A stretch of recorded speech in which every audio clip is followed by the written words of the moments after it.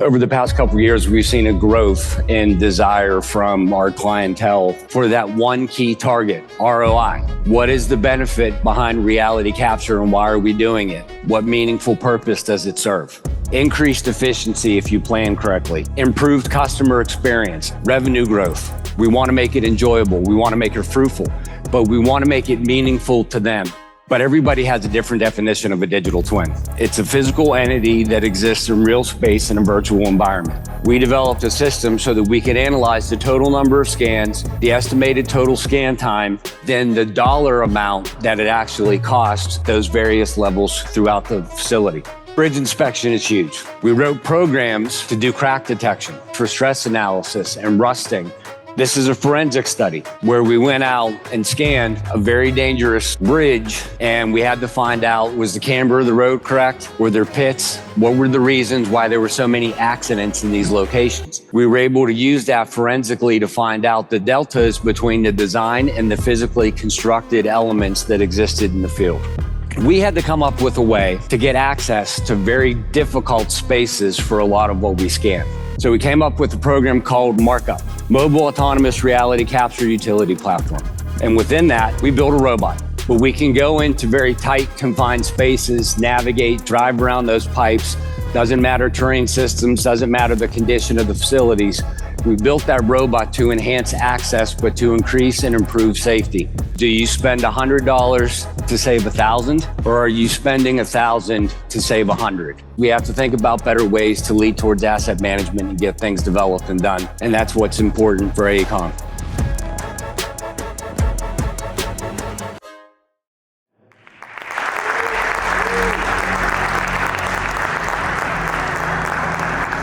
I'm Michael Warren. I'm Associate Vice President in the Transportation Business Line for AECOM.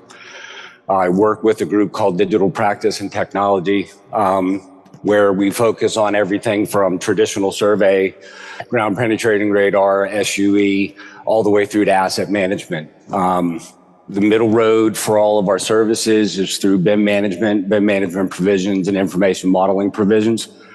And the reason why I'm going to be talking about scan asset management is because over the past couple of years, we've seen a growth in desire from our clientele that asset management is their ultimate goal. And since we have so much rich data and information, we had to come up with a system, and it was my responsibility to come up with a system to aggregate and move all of that data collectively and put it into one spot, right? The final use being the asset management tool itself, whether it's Maximo, Archibus, CityWorks, Agile Assets, to keep track of basically what the client is looking for. So I've been 30 years in the AEC industry. In addition to what I do with our group as Director of Innovation, I'm also the Civil Information Modeling Lead for the Americas. And scan asset management basically entails costs, asset monitoring, facilities, maintaining, upgrading, the physical, the objective, the digital enterprise, the grouping. It's systems and services all combined together. And when we think about data, it actually starts at the reality capture phase. So one of the things that we run into in our industry is a digital twin, and you've heard a lot of people talk about it during the conference. I just got back from IHEAP, which is the International Highway Engineers Exchange Program, where digital twin was all the rage. But everybody has a different definition of a digital twin. So we have a definition at AECOM, and basically it's a virtual representation of a real-world object processor environment. But what's important is there's 4 characteristics to it. It's not just a 3-dimensional model or a mesh model. There's more to it. It's a physical entity that exists in real space in a virtual environment, software form, right? But it also involves an enterprise management system, which is where the asset management comes in. And then there has to be a framework that links all of that information together. So with that, you can do simulations. You have the record documentation of the physical asset. We have a framework of intelligent queries based on the engineering parameters and the principles and the asset management principles put inside the digital twin without having to go out and do physical inspections. The digital twin can be added on because it's with that enterprise architecture, it exists as a large database.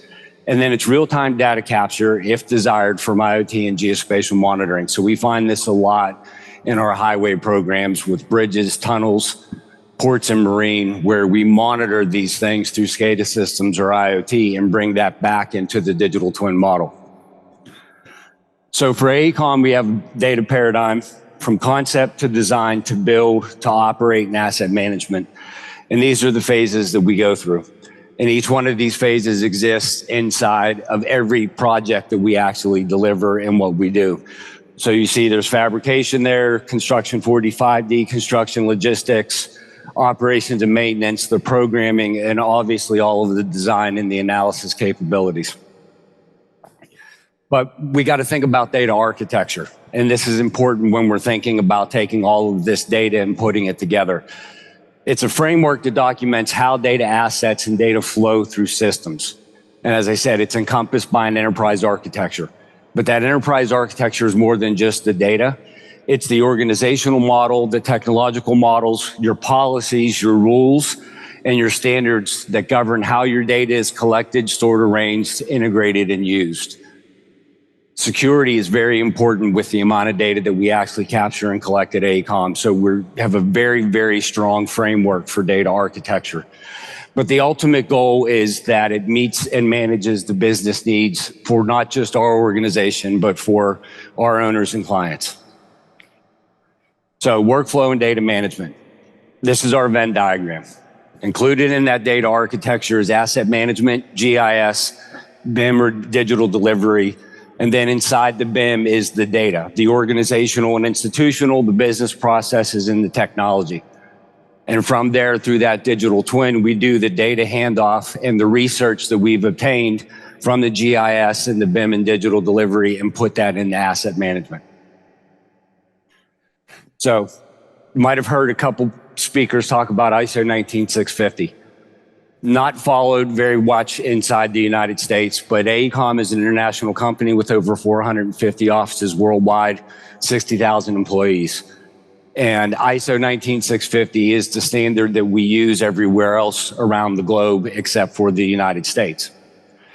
But what's important about ISO is that it gives you the efficiency of information processes, it improves the clarity of the information, and it facilitates better collaboration. There's actually 3 volumes to 19650 that lay out the whole process of creating an information model, and it goes ultimately to the intent for enhanced productivity. But with that, there's a bibliography. And most people, whenever I go to these conferences or speak, they don't mention or think about the other associated documents that are referenced by ISO 19650. And they're all listed for you here, but you see it goes through project management, framework for information modeling, quality management systems, data quality, asset management, okay? Guidance on document management, systems and software engineering, and the vocabulary and the data architecture terms and the data dictionaries. But this one's important because when we talk about reality capture, there's an ISO standard that defines the data capture method. And I don't hear too many people speak about this. It's ISO 19159, and there's 4 parts to it. And it lays out the relationships between reference systems and their parameters, as well as the LIDAR or the calibration between that airborne LIDAR and terrestrial LIDAR. And this is very important at AECOM because we use mixed realities in what we actually produce and create. So the outcomes of collecting all this data and the information from the data architecture are, these are the uses that you go through for planning, design, constructing, and operating. These are the categories that can be checked off based off of what you're getting from that reality capture all the way through to the asset management model and what the uses for it are. So workflow diagram, right? Scan the exterior, scan the interior. Is a complete scan acquired? Meaning, do we have control? Have we documented and encapsulated all the information? Do we have our level of certain criteria established? Did we barcode the systems correctly? Did we capture the systems correctly? Did we capture them completely? And then there's steps in that diagram for us. If it's yes, then we process Through Cyclone and Recap, if it's no, we go back and rescan, or we go to manual data collection.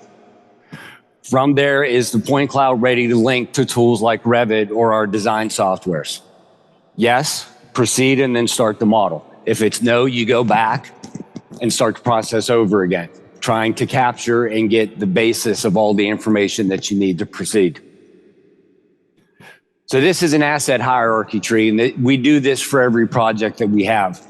And you'll see across the top, this is a highway example, but we have ITS, tolling, tunnels, bridges, roadway and appurtenances, equipment and fleet, facilities, fire, life safety, and SCADA systems. But under each of these asset categories, there are nodes, physical nodes of information that we have to capture, and that starts in the field with reality capture for each one of these aspects. We translate all of that information and build it up in a data-rich system that goes from a system level to an object level, finally to the operations and maintenance level or the asset level. So right here, there's over 100 examples of data that's collected just for something as simple as a roadway. We do this for buildings, we do this for airports, we do this for port and marine. But within that, we have 8 dimensions of BIM towards asset management. The scratch point, or the first dimension, right? The vectorization of it, which is the 2D, the translation of it. And then the spatial, the 3D, which everyone's used to, right? But then we also go to implementation or time and schedule. And under each one of those, we have predefined steps or checkpoints that establish how we're going to utilize and get the data that we're going to build into these data models. And this is done at each phase. After the first 4 phases are done, we then go into execution or finance and cost, sustainability, preservation, and risk. But this is a full life cycle. So we think with the end game in mind, right? That ultimate thing is risk. What is actually going to happen at the end? But through this, you see that there's a lot of simulations, there's a lot of evaluations, a lot of alternatives. When you're collecting thousands upon thousands of points of data, again, from reality capture to information that you're inputting inside the information model, it's very important to consider all of these in the delivery of a full model. So process definition. If we look at it at the system level, ASTM Uniform Mat 2, okay? It's an ASTM standard. It's identified as E1557, and the last update was 97. It relates to building elements and site work, but it classifies them into systems that go down to 5 levels. So when we start to think about our information models, we classify them at these higher levels inside of Uniformat so that we have a container or a parent. From there, we go to Omni-class, where we start to talk about the elements and the people and the functions and how to categorize and organize that data. Those elements become children of the parent. So the Omni-class is a child to the Uniformat, and that's how we structure all of our models from beginning to end. The final step is COBE. Construction Operations Building Information Exchange. It's an international standard used on the construction side that leads towards operations and maintenance. Again, very rich information, very rich data, very informative information to complete the life cycle towards asset management. This is a very important part of the workflow. Why is it important? There's KPIs involved. Your data quality KPIs are important, and I have 6 of them here. Your data quality score, your data accuracy rate, your data completeness rate, your data timeliness rate, the data compliance rate, and then data security incidents.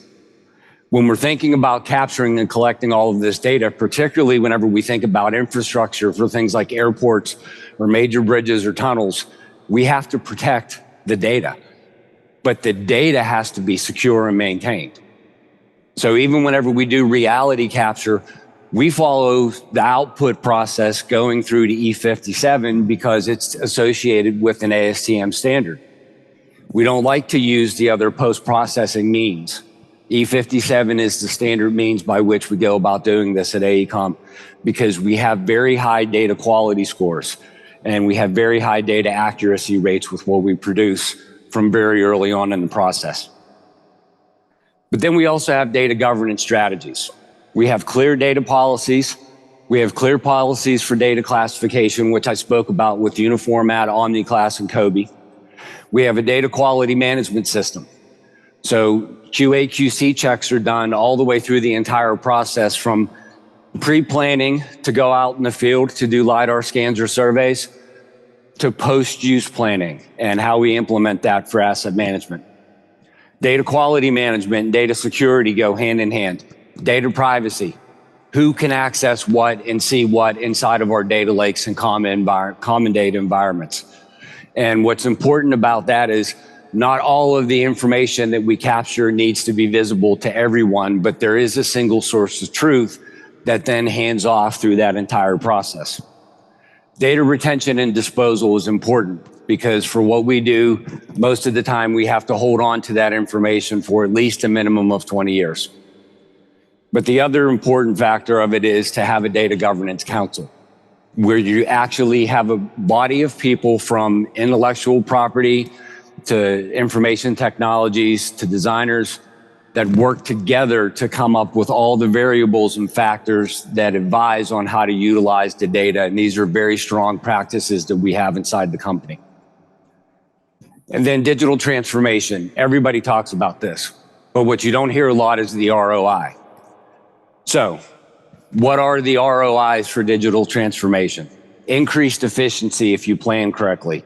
Improved customer experience, not just the client's experience or the owner's experience, but the experience of the people that are working and manipulating with the data that are assembling these information models. Revenue growth. We all obviously do this to make money, but it's also costing someone money. And what's important for us is, do you spend $100 to save 1,000, or are you spending 1,000 to save 100? And I think the former is more important. And we focus on capturing that data so that we get the benefits throughout the life cycle. But what's important about the systems that we set up from the previous two slides that I talked about is employee productivity. We want to make it enjoyable. We want to make it fruitful, but we want to make it meaningful to them. So my job is to create how to get from that reality capture information into asset management through disparate systems, but make it scalable and reusable and easy to be trained upon. And then the data-driven insights, Power BI dashboards. We utilize dashboards for all of our projects, not just for internal use, but also for client-facing and enterprises, so they can see what's actually going on inside of this digital twin in real time.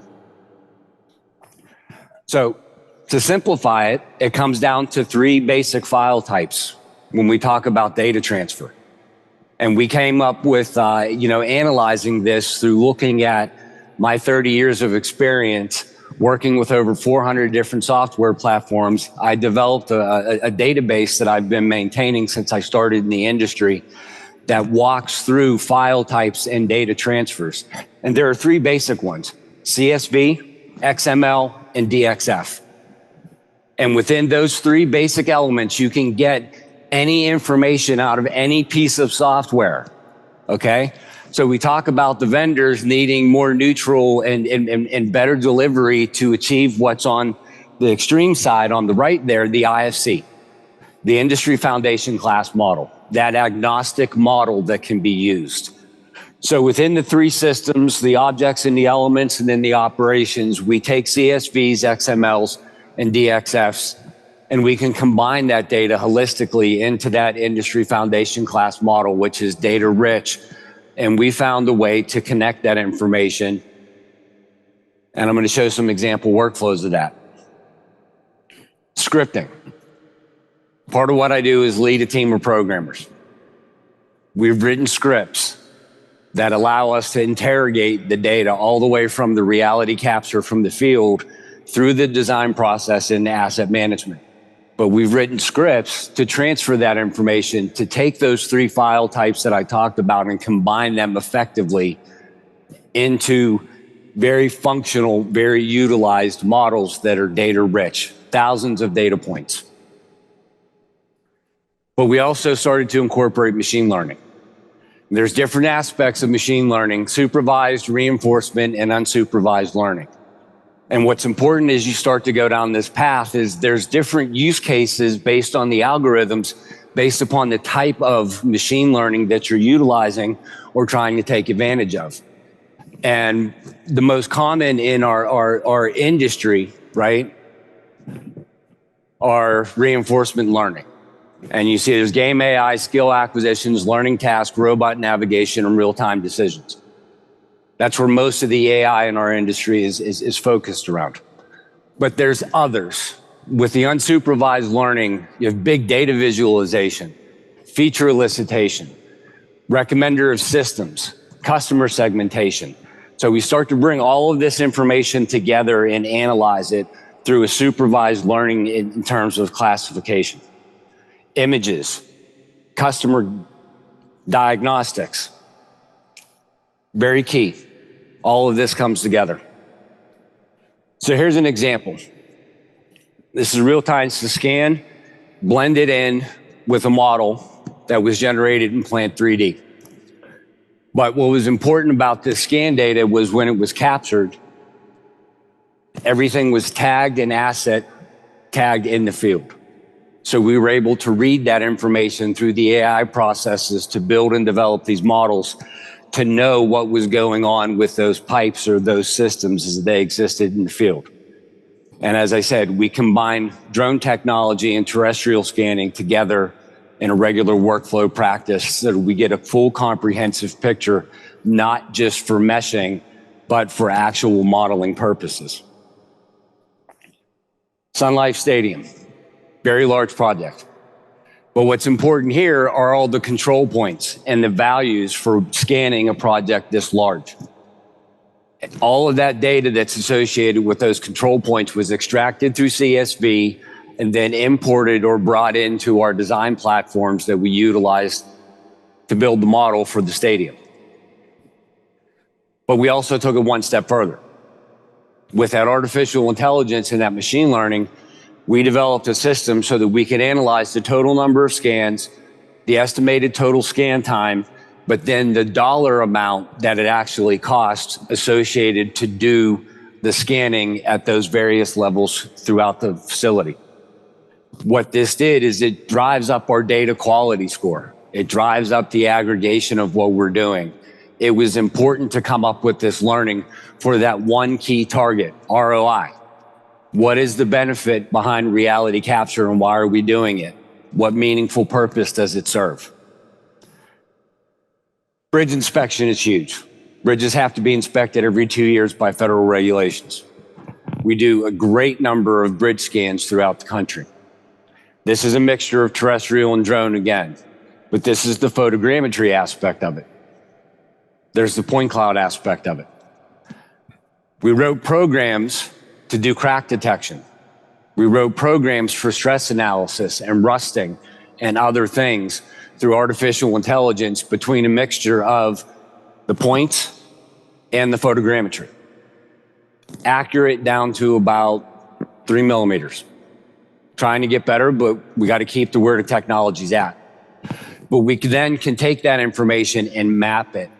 And what's important through the mapping is this is where we're actually physically calling out locations where cracks are inside the bridges based on geospatial coordinates.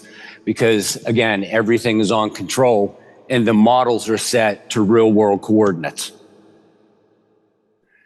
This is a forensic study where we went out and scanned terrestrial and with mobile LIDAR, a very dangerous bridge curve sort of combination. And we had to find out, was the camber of the road correct? Were there pits? What were the reasons why there were so many accidents in these locations? That's part of asset management. Those are part of TAMP plans for all of the DOT agencies that have to write up these plans for how they manage these assets. What was important here, though, is we built a very, very intense digital terrain model of the road from the LIDAR scanning. We were able to use that forensically to find out the deltas between the design and the physically constructed elements that existed in the field. These are some of my favorites. These are level of certainty, but you see on the left, or on the right, I'm sorry, all of the project parameters that are associated with the objects in the images that you see on the left and in the center. We do this a lot. These are built up asset class informations that start with uniformat, go to omni class, and then drill themselves down in the COBE. What you see on the left is a combination of the model and the LIDAR scan itself. And what you see on the right is the actual output. And we associate all of these parameters that you see, and you can see where the scroll bar is. There's still a lot left. This is an example of a larger aspect of that sliver that I showed, where we're modeling the existing conditions all the way throughout the entire facility. In these projects, we had to find potable water systems and identify them. So we had to find an intelligent way to just focus on the potable water systems. This is a very large-scale project using the same workflow. This was a mixture. You see the image in the upper left. We captured this using bucket trucks, drones, terrestrial scans. But we had to build this entire building, 16 stories, almost 2 million square feet. But inside of that 2 million square feet, what you see in the lower right are all the systems for the potable water that we had to build. And we had to build a model out to LOD 350, all the way down to every valve, every cap. Put all of that asset management information in there and additional parameters. So we had to build up very strong systems, very strong object classes to be able to do this, and then tie that again to the COBE information. Here's just an example looking at the properties of a water closet. And you see there's more there. The scroll bar is very high, okay? There's a lot of information just associated with that one toilet. A couple hundred points based on asset management and use for downstream workflow. So it's very important. And again, with this model, there were over 1 million objects. And all of those characteristics and parameters are tied to those objects. So, in closing, we had to come up with a way to get access to very difficult spaces for a lot of what we scan. For the risk factor, for safety, for the benefit of our operators and our users, but also to be able to effectively capture information in the field, particularly in very tight spaces. So we came up with a digital innovations initiative, what it takes to be an innovator. The thoughts, what goes through our head that's driving all of this infrastructure? How can we make it better? What can we do to enhance all of the tools that we have? We are a very large company. We have fleets upon fleets of drones, dozens of drone operators throughout various departments inside of our company. Our group alone has 50 people in it, from surveyors to scan technicians to BIM technologists and BIM management people, subject matter experts. But we had to find a way to be innovative, come up with something that was helping us solve a problem. So we came up with digital practice and technology robotics. And with that, it went beyond terrestrial scanning. It wasn't using Spot or anything, because we were finding tighter, more confined spaces, things that were more difficult, harder for us to capture and gather information from. So we came up with a program called MARKUP, Mobile Autonomous Reality Capture Utility Platform. And within that, we built a robot. And this robot can go into very tight spaces. And we've connected that robot, and in this example, you see an RTC 360 being carried behind it. But we can go into very tight, confined spaces, navigate, drive around those pipes. Doesn't matter terrain systems, doesn't matter the condition of the facilities. We built that robot to enhance access, but to increase and improve safety.